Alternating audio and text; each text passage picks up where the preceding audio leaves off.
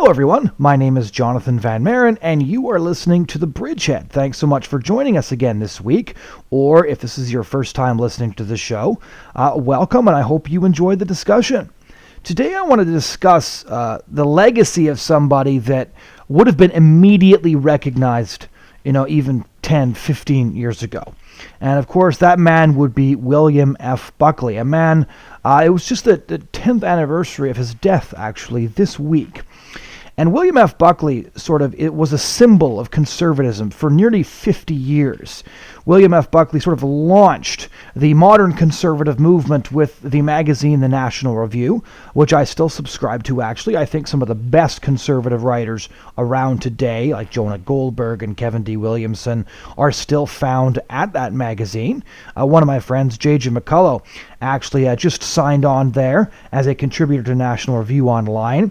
But when this magazine started off, it was basically a fringe magazine. It's hard to imagine now because the reasoned commentary of people like David French and Jonah Goldberg is much despised by the radical Milo Yiannopoulos fringe of today's conservatism, and they're constantly accused of being sort of soft and establishment, whatever that word is supposed to mean these days. But the National Review is now considered to be an establishment magazine by some, even though when it was first launched, it was really considered to be quite a fringe magazine. And it was launched by William F. Buckley, and William F. Buckley was using this magazine as a way to bring about a conservative movement, to unify a conservative movement, and to inject conservative ideas into the political conversation. He did this fabulously. In fact, the more now quite crotchety columnist, who I still very much enjoy, George Will, once joked that without the National Review, there would have been no Barry Goldwater nomination. Without the Barry Goldwater nomination, there would have been no Ronald Reagan presidency. Without no Ronald Reagan presidency, the Cold War wouldn't have ended, and thus Bill Buckley won the Cold War. Obviously, that's a gross exaggeration as well as simplification, but it gives you an idea of the sheer status that William F. Buckley still holds in the conservative movement. And since he's now been gone for 10 years. I find myself looking back with nostalgia for a period I never experienced, simply because one of the ways that I taught myself how to debate, and one of the ways I like to examine issues, is going back through the shows on YouTube of William F. Buckley's famous show, Firing Line, where he would sit down for a full hour with nearly every famous figure of his day, and they would just go back and forth. They would, with great civility, with great wit, they would talk about ideas, they would tease out each other's points, and sometimes they would erupt into savage argument. But we don't have something like that anymore. I wrote a couple of years ago in an article on thebridgehead.ca called Why the Right is Anti-Intellectual.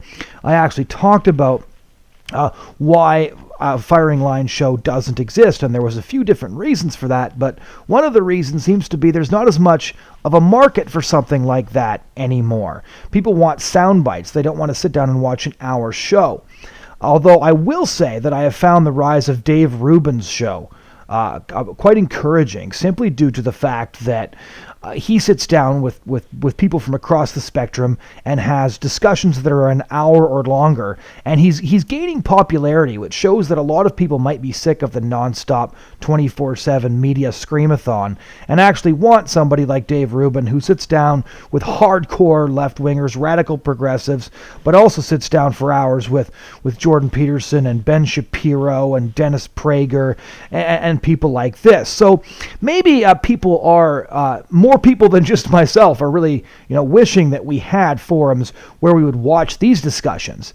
And when I say Buckley had everybody on, I mean Buckley had everybody on. He talked to Margaret Thatcher, he talked to Mother Teresa, Ronald Reagan, Richard Nixon, Hugh Hefner, Noam Chomsky, Norman Mailer, Jack Kerouac, Allen Ginsberg, you name it. They were all on his show, and they all had to face his flashing blue eyes and his clipboard.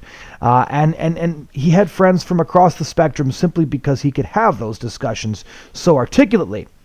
Now, of course, William F. Buckley has been gone for a decade, but I wanted to have a show just sort of reminiscing about him and what a central figure he was for conservatism, because I think that it's so important, especially now when conservatism is so conflicted, and conservatism itself right now is going through a bit of an identity crisis. And so I emailed his son, Christopher Buckley, and asked if he might come on and talk about his memories of his father. I read his book, Losing Mum and Pup, which is a memoir of both his mother and his father. Both his mother and his father, his mother being Patricia Buckley, who was actually, believe it or not, from Vancouver, which was a fact I ended up finding out from one of my friends at university when I was attending a university in Vancouver. And Christopher Buckley has since moved substantially to the left. So, for example, I agree with Christopher Buckley's sort of scathing analysis of Trump's behavior and a lot of the things about Trump. Then again, I could never, ever bring myself to vote for somebody like Hillary Clinton due to her radical pro-abortion stance, and despite all of Trump's faults and despite all of Trump's buffoonery, I can't help but be glad that he is in the Oval Office and Hillary Clinton is not. So, as I certainly would differ from Christopher Buckley there, although we would agree on a lot of the more aesthetic problems with Trump's administration.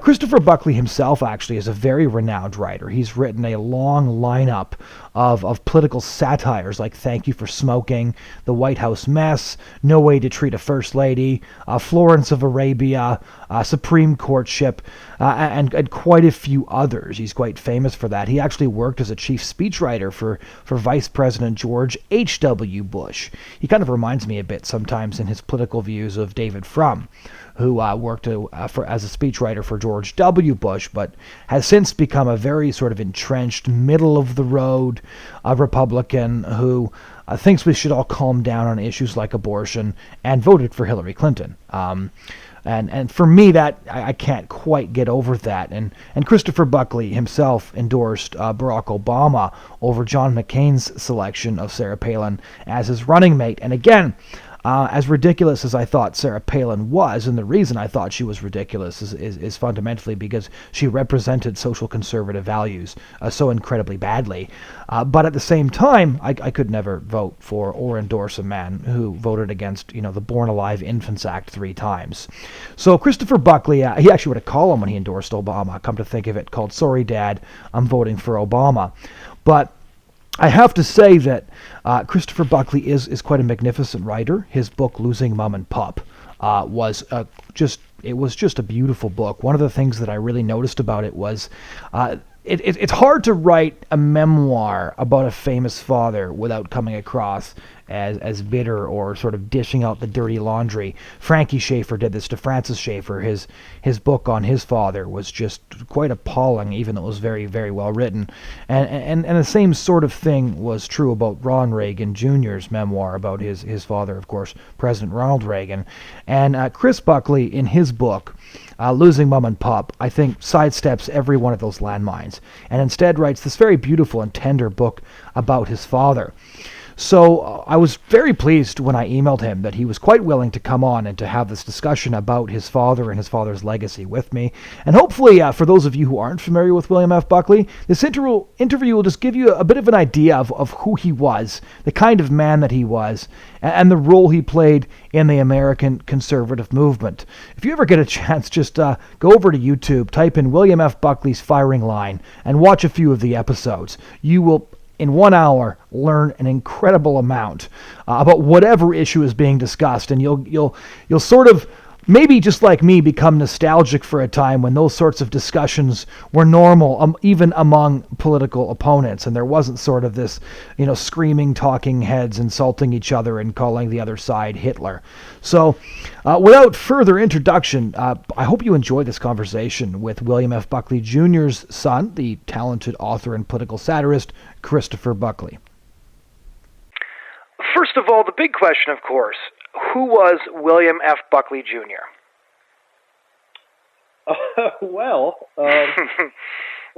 For those of your listeners who have been really asleep this past half century, he was Well, I suppose he was my father. Most famous for that, of course.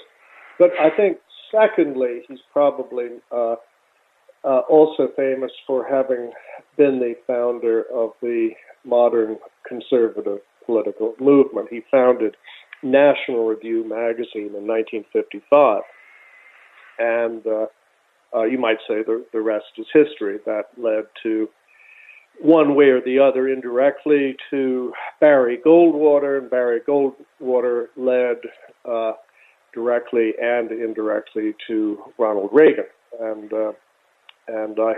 who did not, I hope, lead directly or indirectly to our current Commander-in-Chief. Yeah, no kidding. Yeah. Oh, we're so proud. Yeah. I was going to ask you, because I read your book, Losing Mom and Pop, and I've wanted to talk to you ever since I read that book, because it was honest and touching and heartfelt. But I think one of the things that made it remarkable is that it's not iconoclastic, and it's not bitter as so many books written about fathers and mothers are. It didn't sort of paint over any faults, but at the same time, I found it very, very tender. How did you pull that off? Well, the honest and modest answer, at least so I hope it sounds, is I don't really know. It was, I've written 18 books now, and each one has been, for me, heavy lifting, even Sisyphean, pushing the proverbial rock up the hill, only to have it roll back down on you. This was the only book of those, among those 18, that I would almost say wrote itself. I had no plans ever to write a book. My parents passed away within slightly less than a year of each other. I loved them both deeply, even fiercely, but they were complicated, larger-than-life people. But I never really planned to write that book until one morning, some months, I guess, after my father, who was the second of them to go, and just started writing it. And it took 40 days. I oddly sort of checked the calendar sometime later and tallied up days. Biblical. And that was, for me, both a fast book. Most of my books, all of my books have taken much longer than that. I don't intend any biblical significance by 40, but it's just by way of saying it kind of poured out. I took no notes. It was, it was a memoir of my life with these two extraordinary people. 10 years down the road from the passing of your father and your mother, what memory stands out the most vividly to you after the passing of so much time? Well, that's a little difficult to say, Jonathan. I think about them as anyone would of beloved parents. Most days. I have 100 memories. I find myself being asked a fair amount. What would your father have made of? Yeah. And the modern conservative movement. We've all wondered. I find myself answering, I hope not glibly, that I'm glad he's not around to see this mess that has descended into this sort of this inchoate chaos. Mr. Trump is. I'm also, asked as if, and I'm no arbiter of this, for heaven's sakes, but I'm off. By dint of being William F. Buckley's son, I'm sometimes asked, is Mr. Trump a conservative? My answer is no. I don't think he has any coherent political philosophy at all. Someone in the Times the other day wrote that he has no core principles. He has only core whims. Right. And I think that's a nice way of putting it. I think he is his own his own ideology. I think it's all about him. I don't think he has perhaps ever had a single fleeting thought about anything other than himself. I think he is a platonically perfect ideal of the solipsis, which is to say the person who is absolutely at the center of his own universe. So I think it doesn't really make sense to phrase the question, is he a conservative? I don't think he's anything that is easily labeled, except a megalomaniacal narcissist. And it scares the pants out of me, as it does a lot of Americans, but not that 1/3 of Americans who who elected him, and or apparently the 85% of Republicans, my former party, who approve of where things are going. Now we are in truly uncharted waters. I used to write political satire. I've written a bunch of political, novels, political satires, but I've given that up. I've turned to historical fiction because I just don't think there's much point in writing political satire. Yeah, how would you do that at this point? I don't know. I mean, if I wrote a novel in which I simply recapitulated, word for word, event for event, everything that has happened politically in the last year and a half, 2 years, any right-thinking editor, any half-competent editor or book reviewer would surely say, "Oh, come on, you can't be serious." Right. So here we are. Satire is being done well. I would add. I think Stephen Colbert, John Oliver, those venues are Saturday Night Live, memorably, are doing it well. And it may be that there are not, novels, are clever, smart novels are being done about it. But at this point, I would find it not only a challenge, but somewhat pointless. Well, yeah, for me, I think that the lines between satire and real life blurred when Palin gave her endorsement speech of Trump, and it was mirrored by Tina Fey reprising her role briefly, and you actually had to do a double take to tell the difference. Not just because they're sort of physically similar, but because of the words coming out of their mouth. You couldn't tell which was which anymore. Well, I think it's interesting that you adduce Sarah Palin there, because I think this slide into political incoherence and politics as reality TV somewhat began with her, and we have, dear valiant John McCain, the much derided by Trump, John McCain, to thank for introducing Sarah Palin to the national stage. She was part of the reason that I endorsed Barack Obama back in 2008, which caused me to become the, I have to use a naughty word here, turd in the conservative punch bowl. But because I admired many aspects of Barack Obama, even as I admired many aspects of John McCain. But the thought of putting Sarah Palin within reaching distance of the nuclear button, much less the governance of the United States, gave me a serious case of the heebie-jeebies. Right. And here we are. I mean, who wouldn't trade Donald Trump for Sarah Palin right now? I mean, she's compared to Trump, she's Hannah Arendt. She's staggering. Intellectual. But here we are. So yeah, it's become sort of a reality TV show, and it would be funny if it weren't so truly frightening. If it weren't a show. If it weren't a show. Yeah. If it weren't a show.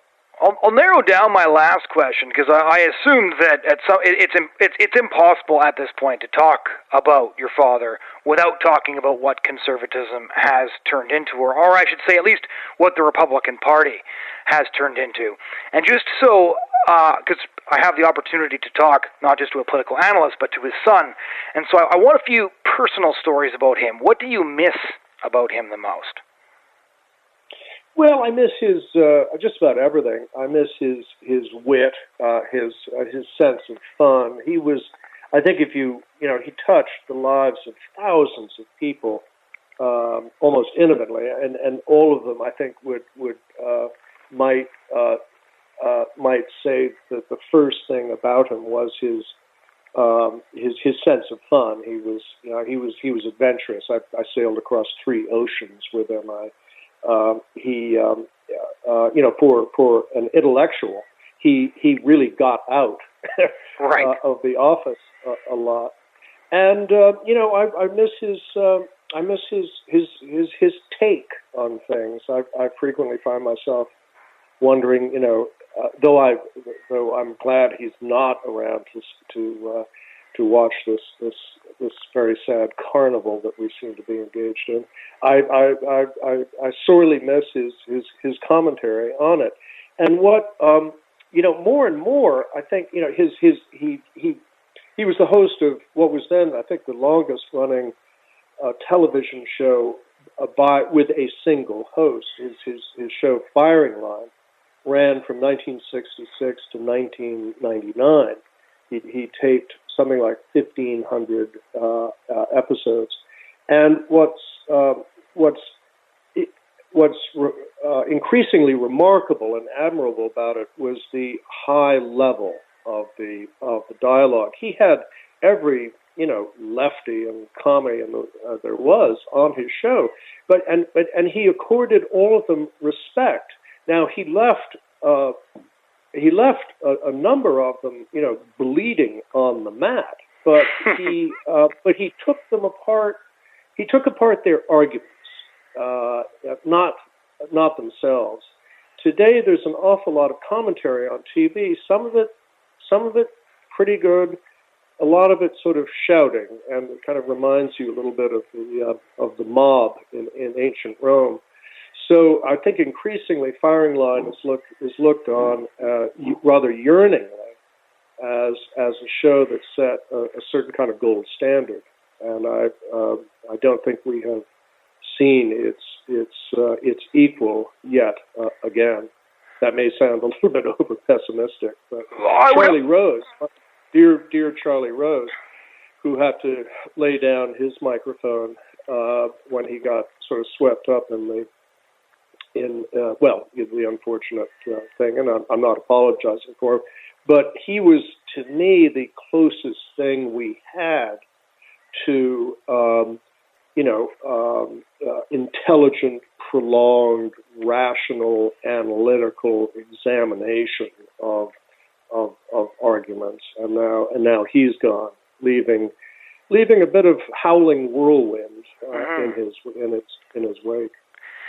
And I would agree with you on Firing Line. Of course, I'm 29, so I never saw it. But at the same time, I've watched many of the episodes on YouTube simply due to the fact that the topics are discussed at such length and with such wit that it's hard not to feel nostalgic for a time that I was, quite frankly, never even a part of.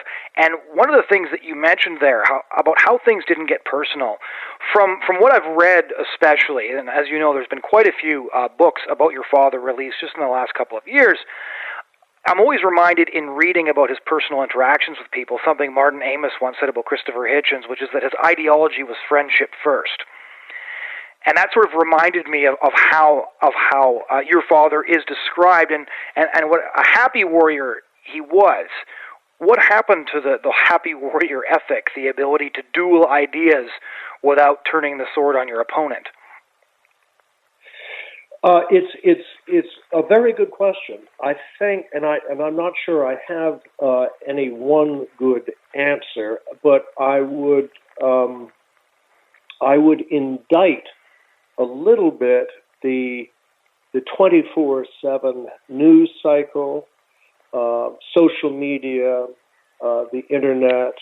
We move now at a frenzied, almost frantic pace.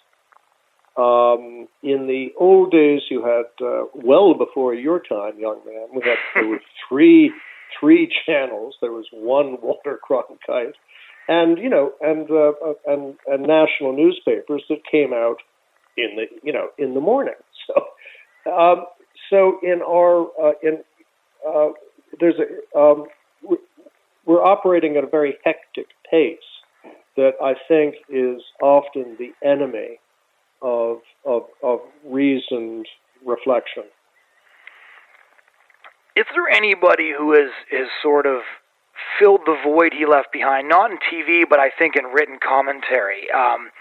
George Will, of course, writes with almost delicious contempt of everything around him.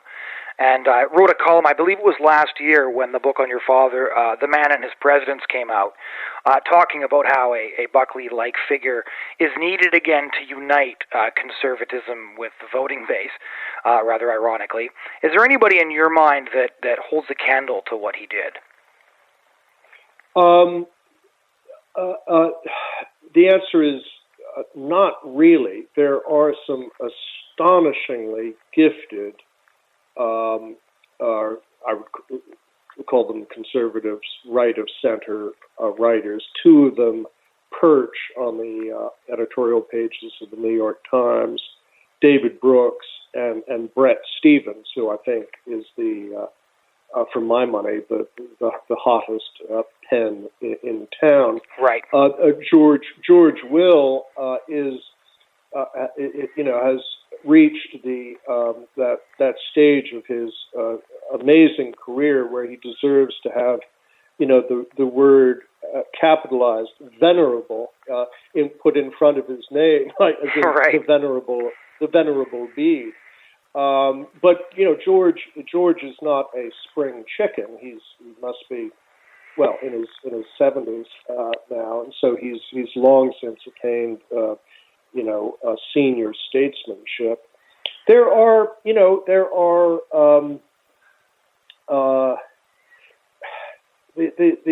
extraordinary thing about my dad was, if I may brag, but I brag, and yet by bragging I realize how far short of his standard I myself fall. Right. But he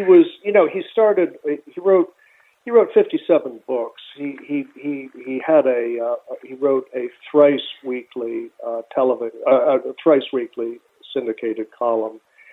He had Firing Line. That's 1,500 episodes. He wrote prolifically for every magazine, every publication. He gave up to 100 or more lectures a year. And he founded a political movement, and he did it. And this is perhaps most poignant and relevant to our own times. He did it by excommunicating the kooks, right, in the right wing. He excommunicated the John Birches. He famously, some years into National Review, he said, "We will not publish in National Review anyone who represents or belongs to the John Birch Society, because they are simply beyond the pale of rational political resource." He excommunicated the Ayn Randians, and by so doing, he created we'll call it a sort of a sensible center, where, if I may dip into pedantic French for a moment, tous les beaux esprits se rencontrent, where all the beautiful spirits found themselves. A vortex of smart and well-intending people could meet, and that led in time to Ronald Reagan, and so that's those are good innings. My dear old dad, dead 10 years ago this week, had had pretty good innings. Plus, he married a dazzling Canadian girl from Vancouver, my mom. Right. Not bad, not bad. And here's the question: when you describe that kind of output and the amount of time it took on the road, what was it like to grow up with William F. Buckley as your father? Well, it was great fun, is the answer. I mean, there were. He wasn't around for certain things, but how could he be? You can't do all that and read your Winnie Pooh to your kid every night. But we were very close. We corresponded. Gosh, in those days, one wrote letters. My correspondence with my father runs to, I don't know, it may run to tens of thousands of pages. The most I can get out of my kids these days, who are about your age, good Lord, how old that makes me feel, is an 8-character text. That's not going to make for very interesting for a very interesting archive. But and we collided, my dad and I. He was an absolute devout Catholic. I am a collapsed Catholic. We butted heads hard on that. We didn't always agree on political issues, but I am. I count myself in the annals of sons to be a very, very, very fortunate son. I am eternally grateful to have had the father that I had. As all these books come out about him, there was a documentary a couple of years back. What do you wish people would remember about William F. Buckley? Well, there have been a number of biographies, and some, not quite biographies, but more, I would describe them as books about various aspects of him. Alvin Felsenberg last year came out with, as you mentioned earlier, a book called William F. Buckley, A Man and His Presidents. The book that I think will be the book is being written by Sam Tannenhouse. I've been waiting for that one for years. Well, we all have. Sam, if you're listening to this, turn off the radio and get back to work.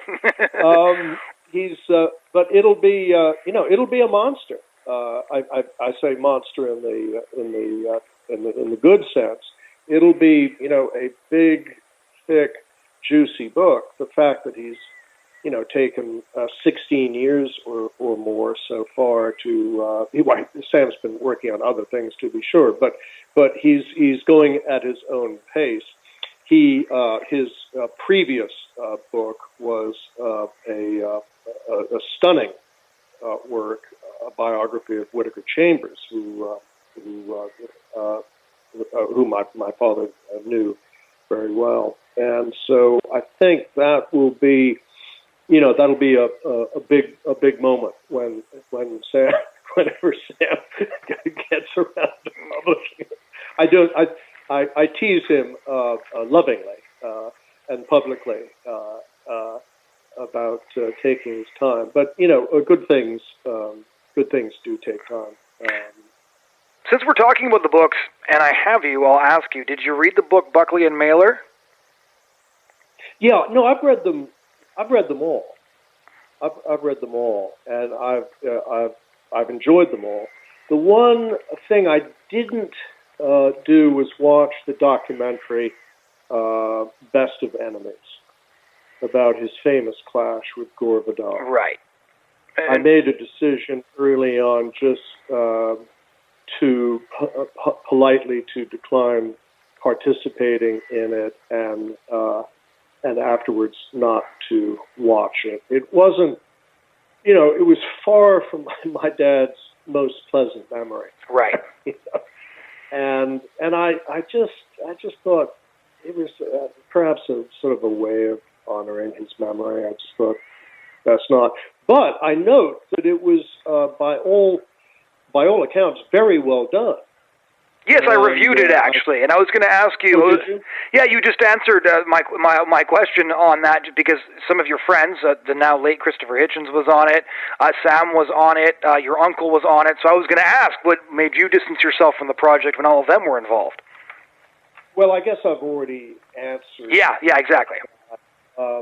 Christopher Hitchens, apropos Christopher, my beloved Christopher, who left us way too early in 1961. He was, when he came to America in the early 80s, there was not a lot of daylight between Christopher and, say, Leon Trotsky. I mean, Christopher was a Molotov cocktail throwing lefty. And guess who gave him his start on American TV? William F. Buckley. Yeah.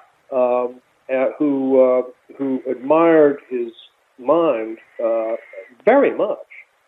And Christopher, here you had two people of absolute opposite political persuasion, and yet they respected and even honored each other. The most mad I think I've ever seen my dad was when Christopher decided to go after Mother Teresa. And called her I can't even remember what he called her, but it certainly was thieving Albanian dwarf. There you go. Good for you. I don't think I've seen Pup madder than that. And he wrote a note to his producer, the producer of his TV show, saying, scrolled across the offending column and said, "I never want to lay eyes on this guy again." but he couldn't quite see that through, Pop. I remember not long afterwards, Christopher had written something typically brilliant. It was a takedown of Jacques Chirac on the Wall Street Journal op-ed page, and Pop said to me with a twinkle in his eye, he said, "Your friend Hitchens sure gave it to Chirac today." And there was Christopher at Pup's memorial service at St. Patrick's Cathedral in New York in May of 2008. He flew in from some speech gig in, I think, Indiana, and slipped into the last pew. There was just one seat left. And there, Christopher, the famous atheist of our time, was heard belting out with everyone else, "He who would valiant be," when it came to singing the hymns.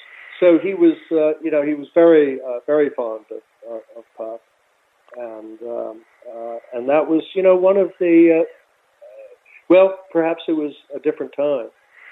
Christopher was very much like Pop in that he didn't, to retweet your earlier comment about Martin Amis.